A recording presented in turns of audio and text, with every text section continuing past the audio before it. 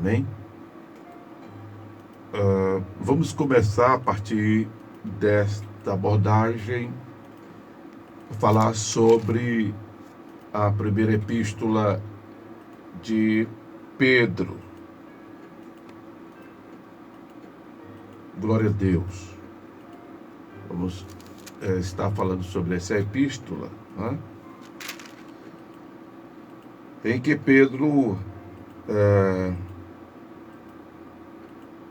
se dirige, como a gente já vê no próprio texto, aos estrangeiros dispersos no Ponto, Galácia, Capadócia, Ásia e Bitínia. Vamos ler. Eu vou ler com vocês esses primeiros versículos. Algumas Bíblias o dividem do 1 ao 2, do 3 ao 12,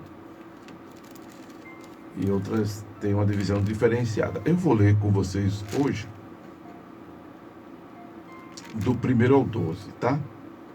Seguir com essa metodologia de estar lendo, só assim motiva outras pessoas a estarem lendo a Bíblia também, e vai ajudando a situar alguns irmãos no texto sagrado. Amém? Em vez de vir só com os tópicos, tá, das abordagens. Vamos ler? 1 Pedro capítulo 1.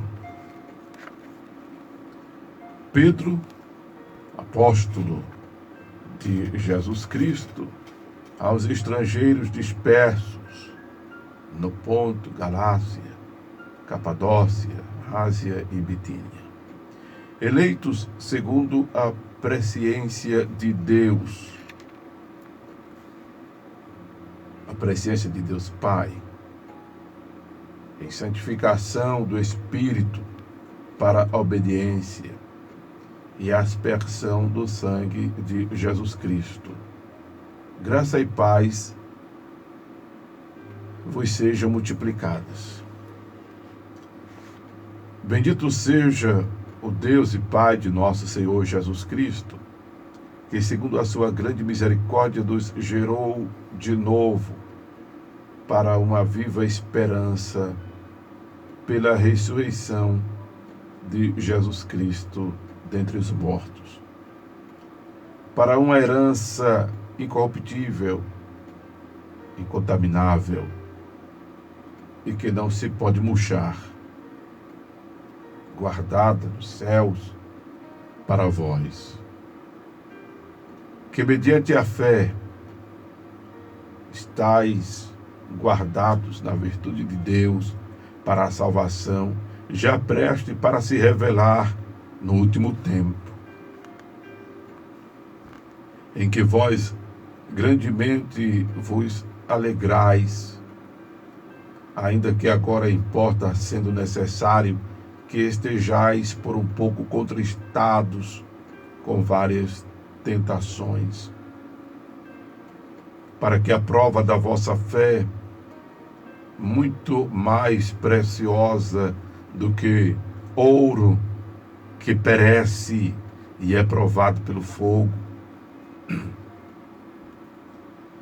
se ache em louvor e honra e glória na revelação de Jesus Cristo, ao qual,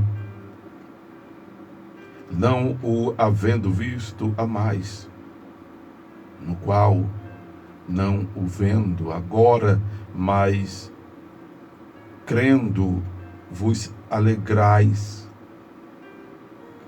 com gozo inefável e glorioso, alcançando o fim da vossa fé, a salvação da alma, da qual salvação inquiriram e trataram diligentemente os profetas que profetizaram da graça que vos foi dada, indagando que tempo ou que ocasião de tempo o Espírito de Cristo que estava neles indicava anteriormente, testificando os sofrimentos que a Cristo haviam de vir e a glória que se lhes havia de seguir, aos quais foi revelado que não para si mesmo, mas para nós, eles ministravam estas coisas que agora vos foram anunciadas por aqueles que pelo Espírito Santo, enviado do céu, vos pregaram o Evangelho, para as quais coisas os anjos desejam bem atentar. Glória a Deus. Quando eu leio essa expressão do versículo 12, né, eu me lembro muito do presbítero que eu tinha na congregação onde eu fazia parte, no começo da minha fé, isso há precisamente 40 anos atrás. Meu Deus, como o tempo passa, né? 40 anos que eu me converti, eu tinha 15 anos de idade. Você faz os cálculos aí, vê com que idade eu estou hoje, nesta terça-feira, dia 14 de outubro de 2025. Né? Responde aí, qual é a idade do pastor? Me converti aos 15 anos. Há 40 anos atrás, só para interagir aí com vocês um pouco. Mas não precisa queimar os neurônios agora, não. Deixa para fazer isso depois, tá bom? Se quiser interagir ainda. Eu me lembro que ele dizia que os anjos aprendem com a nossa pregação. Eu me lembro disso. Porque Pedro diz assim, os anjos desejam bem atentar. É como se os anjos ficassem assim, tipo, quero compreender o que é salvação, quero compreender o que é que esses profetas disseram, quero compreender porque o nosso Senhor teve que se fazer carne e habitar no meio desse povo e morrer por esse povo. Eu não entendo. Como é que o Senhor é tão misericordioso para com o ser humano? Né? É como se os anjos fizessem esse questionamento, é como se os anjos tivessem essa curiosidade. Pedro diz que os anjos desejam bem atentar. Né? É como se os anjos quisessem realmente aprender. Mas me lembro do presbítero quando eu leio isso aqui toda vez. Vamos voltar aqui à abordagem de Pedro, dessa epístola que Pedro, ele escreve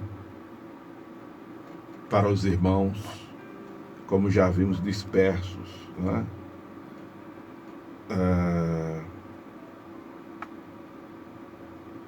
Ele cuida de trazer uma mensagem, a gente percebe aqui, já no começo dessa epístola, ressaltando a herança espiritual que todos nós herdamos pela morte e pela ressurreição de Jesus. O que nos importa de fato? A salvação da alma.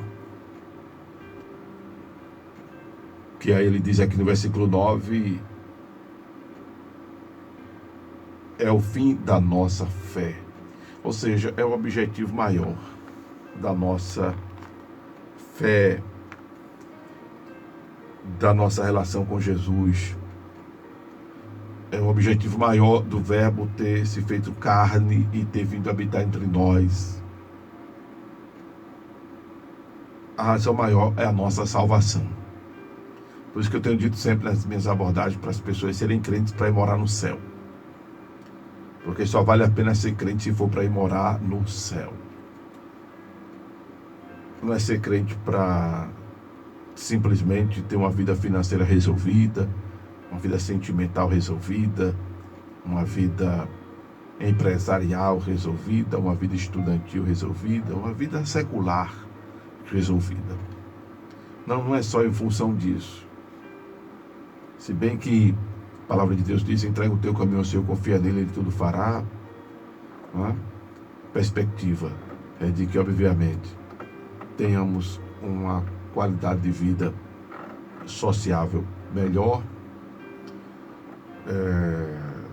tenhamos direção do Senhor para todos os sentidos e aspectos das nossas vidas.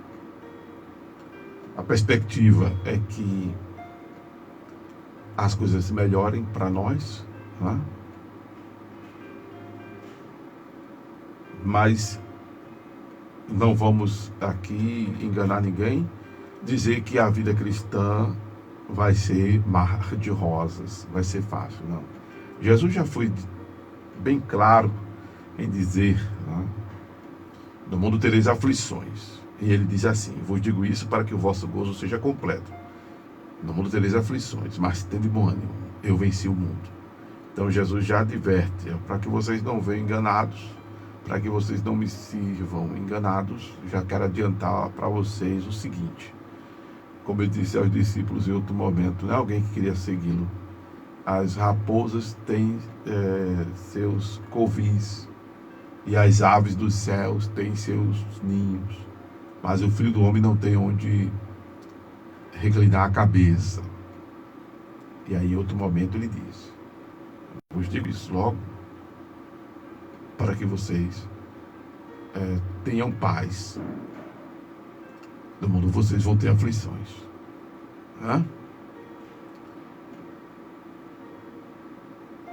Só que Pedro está falando de uma aflição capaz de provar nossa fé. E volta a dizer que havia um alinhamento no raciocínio dos apóstolos, que essa aprovação da fé não tem nada a ver com sarnas que a gente busca para coçar, né, que a gente procura coçar. Isso não tem nada a ver com as nossas sementes ruins. Isso tem nada a ver com as coisas que a gente se mete, né, como questões alheias. Não tem nada a ver com isso aqui. A aprovação dessa fé diz respeito a tudo que a gente passa por conta dessa nossa relação com o divino. Essa relação com o divino de santificação, essa relação com o divino de mão no arado, essa relação com o divino de implantação do reino, essa batalha que não é contra a carne nem sangue, sim contra os principados e potestades. Aí você questiona: sim, pastor, mas e aí? E por conta dos meus problemas que eu de repente procurei? E por conta, como o senhor está dizendo aí, das sarnas que eu procurei para me coçar? E aí, Jesus não resolve não? E aí, porque eu não cuidei da saúde, estou doente, Jesus não resolve não? E aí, porque eu não cuidei do meu casamento, e agora meu casamento está falido, Jesus não resolve não? E agora, porque eu não estudei para passar na prova, Jesus não pode me ajudar não, a ser aprovado? No concurso, porque eu não estudei, Jesus não pode não me ajudar não? Da filhinha, para ser aprovado. Aí pense comigo, Jesus faria isso? Jesus fará isso? Vai dar fila para o cabo que não estuda? Pense comigo, Jesus fará isso? Tiago disse, para essas situações, esses embaraços, que sou eu que me meto, que sou eu que procuro, que somos nós nos quais nos metemos, que nós procuramos. Jesus diz, a palavra de Deus diz em Tiago, para transformarmos o riso em pranto, o gozo em tristeza, para lamentarmos e chorarmos, para nos humilharmos diante de Deus, para nos chegarmos a Deus, para resistirmos o diabo, e o Senhor, ao seu tempo, nos exaltará. Ou seja, se você não estudou, procure estudar para as próximas provas, para os próximos concursos. Se você não cuidou da saúde, procure agora cuidar da saúde. Procure agora reverter, né, seus hábitos, seus maus hábitos, transformá-los em bons hábitos. Procure ver o que é que você está comendo. Procure ver o que é que você está deixando de comer. Procure rever a sua alimentação. Né? Procure se retratar com o cônjuge. Né? Agora, é fato de que há situações que são mais difíceis de se reverter. Aí paciência. Aí paciência. Aí paciência. Né? Tipo assim, preste atenção a essa aula. Agora atenção a essa aula mesmo. Um exemplo. Uma pessoa, o exemplo é pesado, mas é importante explicar. Uma pessoa que está, por exemplo, com o vírus do HIV. Aí, por conta disso, ela não vai se relacionar com o seu cônjuge, que também já está com o vírus do HIV, com, por exemplo, preservativo. Não, ela tem que se cuidar. Porque pode ser que o cônjuge esteja com uma carga menor ou maior. Como a pessoa está com a carga menor ou maior. E aí o que está com a carga maior vai aumentar a carga do que está com a carga menor do vírus. Então é importante que mesmo que ambos estejam contaminados, se cuidem, para não potencializar mais a carga viral no outro. É um exemplo pesado, mas é para você entender que você tem que tratar daí para frente agora do problema. Minimizar os danos. Potencializar as suas qualidades, as suas virtudes. Você que, por exemplo, não cuidou da saúde e agora está diabético. Aí vai empurrar o pé na jaca. Eu já estou diabético mesmo, não tem mais jeito para mim. Não, você vai rever a sua alimentação para diminuir um pouco essa diabetes, ou então manter controlada, entende? Para que as doenças não venham se agravar, não venham se manifestar em você com um poder maior, entende?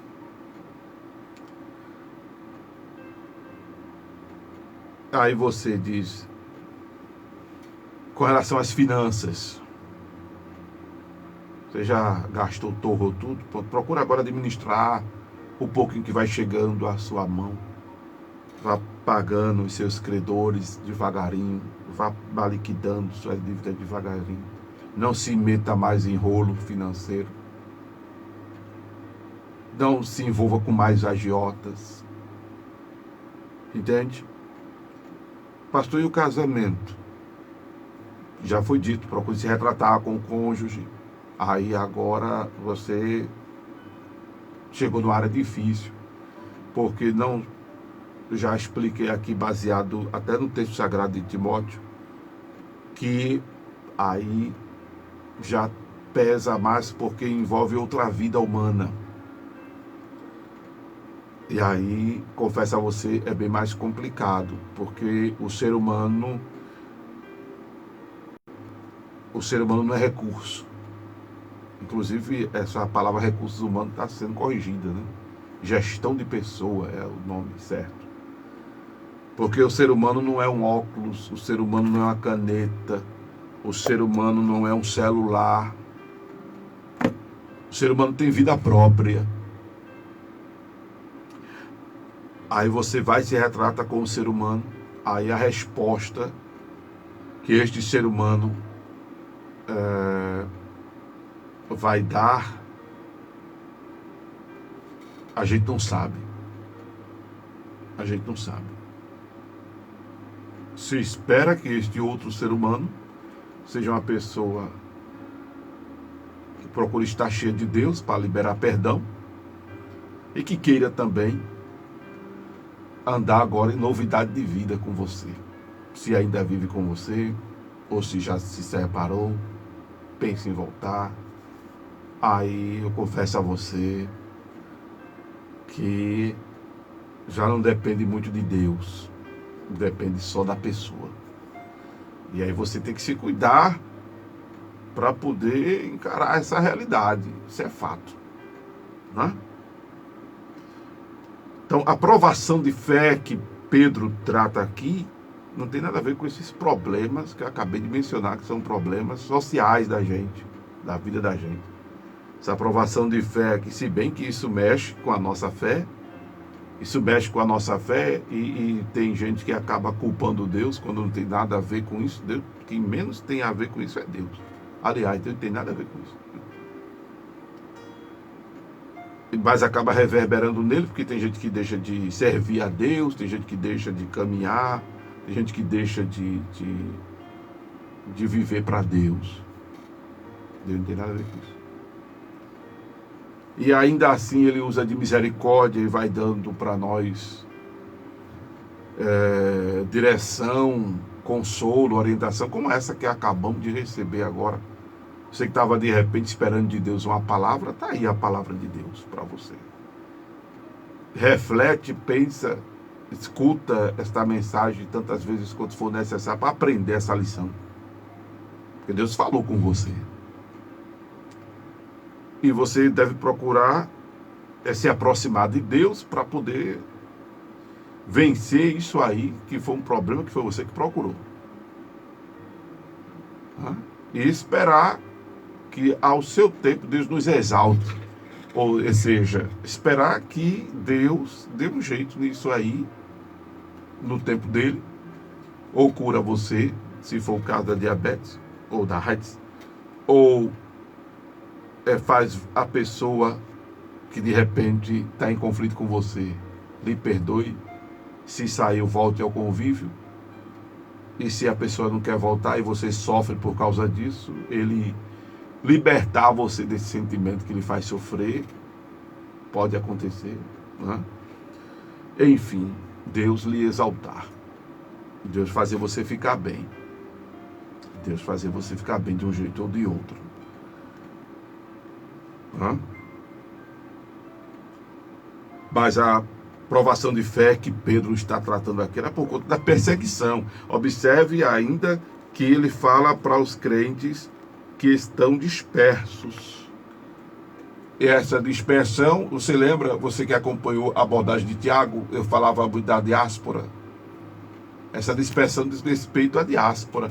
Essa dispersão diz respeito a exatamente o fato desses cristãos estarem sendo perseguidos pela causa do Evangelho, pela causa de Jesus. E agora o que eles deveriam fazer era se manter firme para salvarem suas almas, porque o fim da fé é a salvação da alma. Espero que você seja crente para ir morar no céu, porque se você não for crente para ir morar no céu, vai ser difícil você se sustentar. Eu disse dia desses que se você é crente para ir morar no céu, o caminho para ir morar no céu é santificação, oração, devoção. E observe que esses passos são os passos necessários para atrairmos as bênçãos do Senhor para as nossas vidas. Então você é quem vai morar no céu, aí você trilha um caminho, que o trilhar desse caminho faz com que você atraia para a sua vida bênçãos. Você evoque a presença do Senhor para a sua vida. Então, o caminho do céu é brilhante, extraordinário.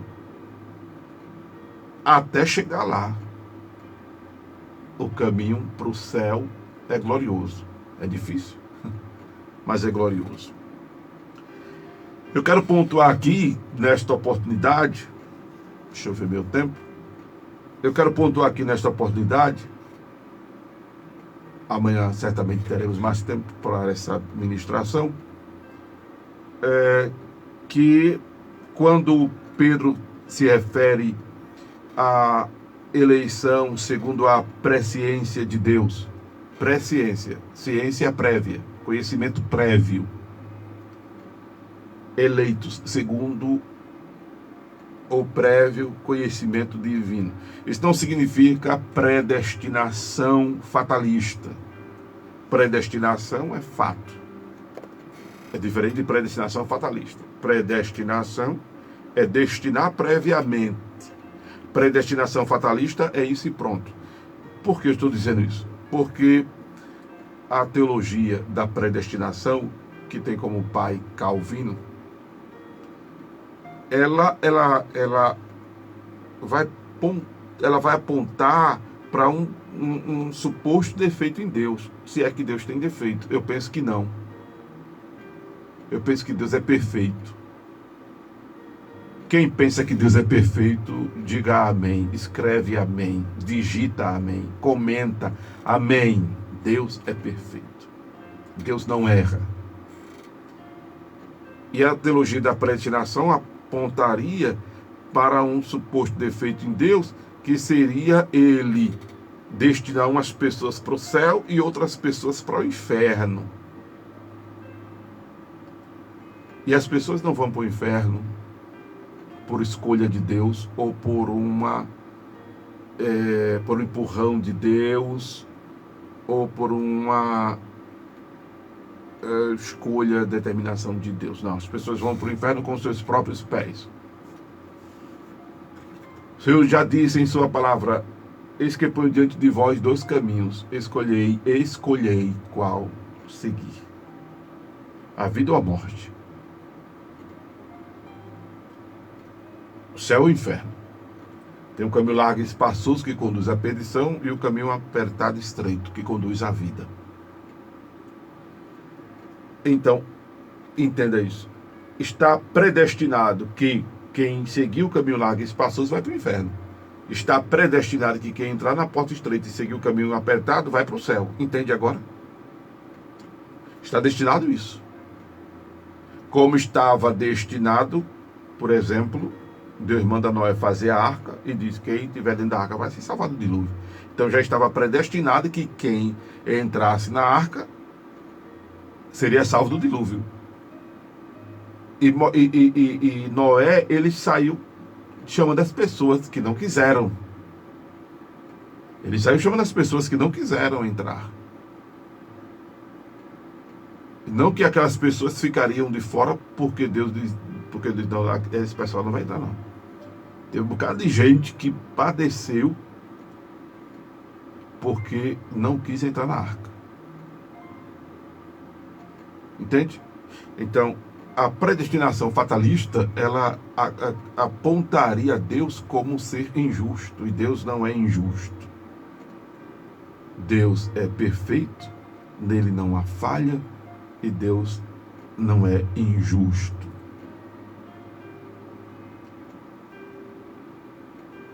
Louvado seja o nome do Senhor. É importante entender isso aqui. Não é? E aí, Pedro continua falando de que o processo da nossa regeneração se deu pela ressurreição de Jesus Cristo dentre os mortos. Ou seja, foi necessário que para ele ressuscitar ele teria tido que morrer. Então, a morte e a ressurreição de Jesus é o que faz com que, como Paulo diz aos Coríntios, a nossa fé seja justificada. Porque se Cristo não tivesse morrido concomitantemente ressuscitado, vã seria a nossa fé, vã seria a nossa pregação.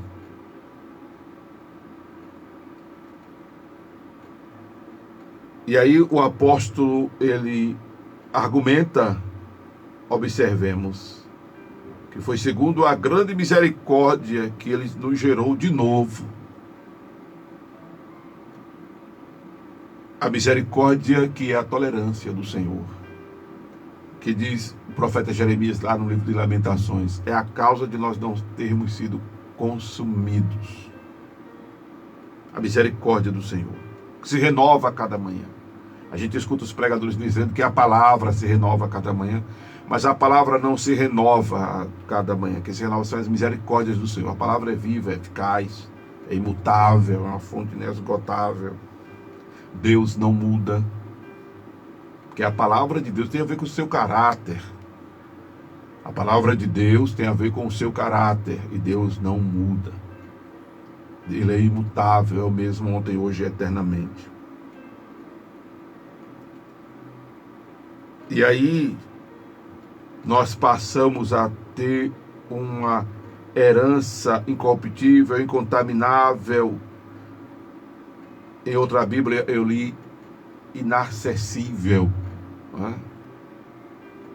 Que não se pode murchar, diz nessa. Guardada nos céus para nós.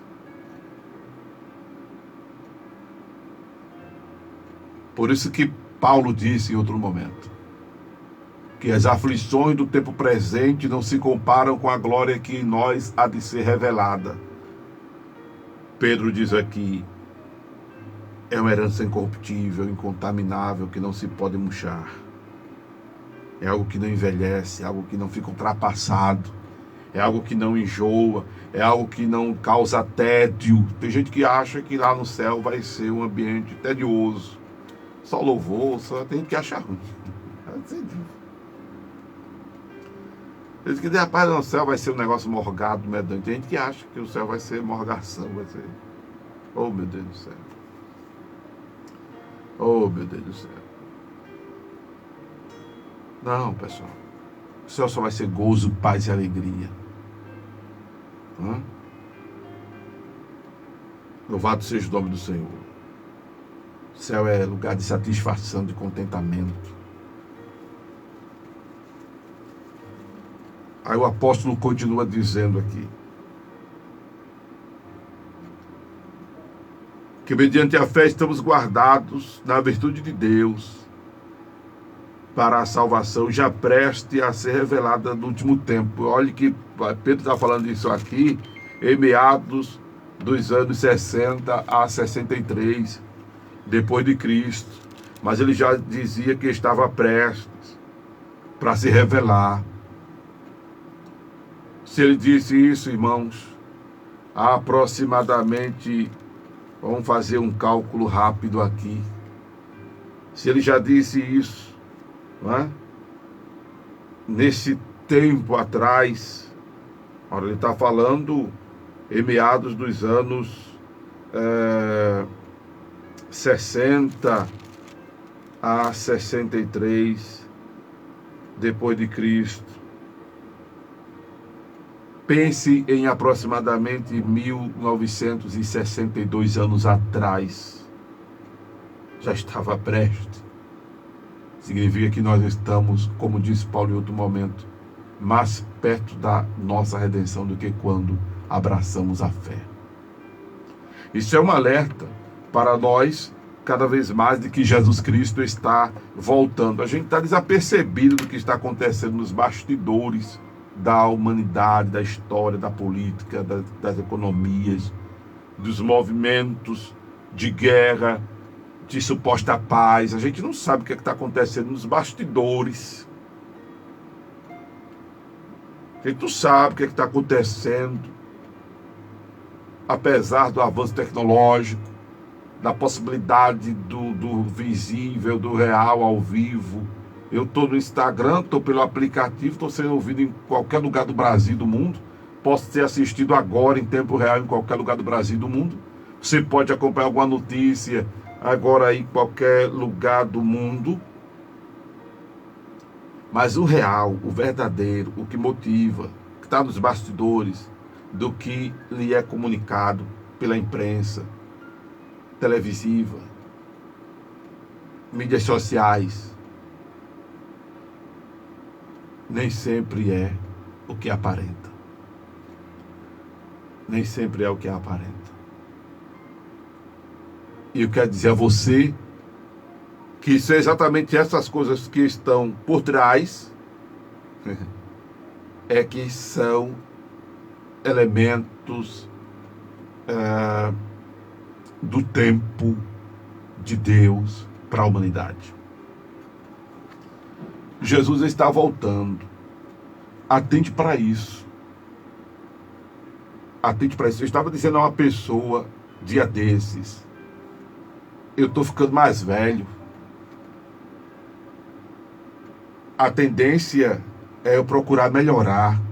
A tendência por várias razões. Primeiro, que eu estou ficando mais velho, como dizia um cunhado meu. Toda vez que aniversariava, eu dava os parabéns para ele, e ele dizia: que parabéns, amado, estou ficando mais perto de morrer. A gente dá parabéns com a perspectiva de que a pessoa tenha vários anos de vida, né? Mas é fato, a gente está a caminho do envelhecimento. A tendência é envelhecer e morrer, supostamente morte natural, não é? Pela senilidade, ou pela senescência, melhor, pela senescência, o envelhecimento natural, não é? Nós estamos caminhando para o fim. Então, é a tendência de quem está envelhecendo procurar melhorar como gente. Por causa disso, e porque o tempo está passando, estamos mais perto de viver a qualquer momento o arrebatamento da igreja. Estamos mais perto de encontrarmos com Jesus, seja por morte ou pelo arrebatamento.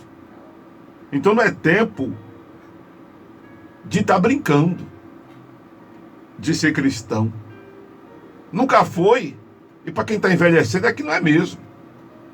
E para os tempos de agora, independente de ser novinho, de ser terceirão, de ser idoso, mais do que nunca é tempo de levar a sério a vida cristã, a relação com Deus, o procurar melhorar como cristão.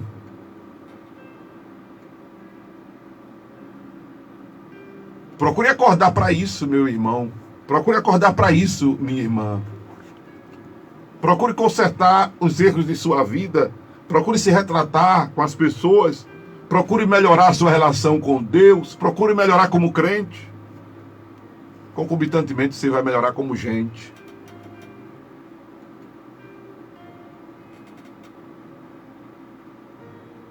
Louvado seja Deus. Aí vem a prova de fé, como eu já disse, não é por conta desses problemas que a gente procura como gente. A prova de fé que Pedro se refere, a aprovação pelo fogo, não é?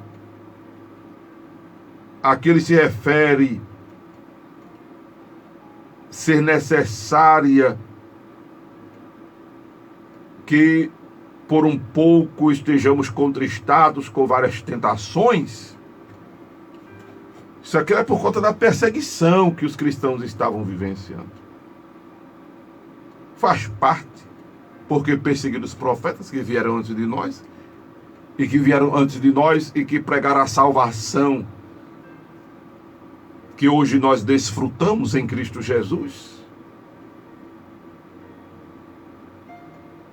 que trataram diligentemente, profetizaram essa graça que nós vivenciamos, questionavam o tempo que isso ia acontecer, mas aconteceu no tempo de Deus. No tempo de Deus se cumpriu, como diz o escritor aos Hebreus. Deus falou pelos profetas nos últimos tempos, mas resolveu falar-nos por seu Filho. Porque, obviamente, aí entenda essa minha fala agora, para não achar que me refiro a uma bênção que está esperando aí. Não é isso. Mas as coisas de Deus acontecem no tempo de Deus. Não estou me referindo ao que você está esperando, não, tá? É um filho, é uma porta de emprego, não estou me referindo a isso, não. Estou me referindo às coisas de Deus. A vinda de Jesus, por exemplo, não é? No tempo de Deus vai acontecer. Mas, pastor, eu estava até esperando uma palavra isso do tempo de Deus, não. Tem coisas que você que tem que fazer. Está esperando um filho? Pronto. É casado, obviamente, né? Faz os exames, faz os tratamentos. E namore com seu esposo, namore com a sua esposa. Porque por obra e graça, só Jesus Cristo. Não vai vir outro mais não. Está procurando emprego? Está esperando emprego? Se prepara, faz um curso técnico. Estuda para passar no concurso. Vai à luta. Não espere cair do céu, que não vai cair, não.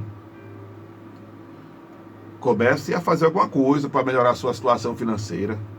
Fique esperando aí que... não, é no tempo de Deus. Não, você não se mexe. Vai nessa liseira. Procure fazer alguma coisa para mudar o quadro aí, no que estiver ao seu alcance. E aí, com a bênção de Deus, você vai conseguir. Aí é o departamento. Tá? Porque senão vai... Eita, eu recebi uma palavra de Deus, o pastor disse que no tempo de Deus vai acontecer, então eu vou esperar aqui de braços cruzadão. Não é disso que eu estou me referindo, não, tá? Chega dessas falsas profecias. Eu estou de saco cheio, desculpa a expressão, saco cheio. É a cabeça, tá? O cérebro, a paciência. Eu já não tenho mais paciência para abrir o Instagram, o TikTok e aparecer uma pessoa. Olha, Deus está mandando dizer assim para tu. Aí tem gente que vai atrás disso. É tanta visibilidade, é tanta curtida, é tanta arroba, é tanto comentário. Esse pessoal, sabe, que aparece assim, faz um vídeo curto. Estão ganhando dinheiro com isso, às custas dos bestas, dos sensacionalistas. E pelo amor de Jesus, não manda essas coisas para mim, não. Não mande para mim no meu zap, não. Primeiro eu encho a memória do meu celular. Segundo, eu não creio nisso, nesses movimentos aí.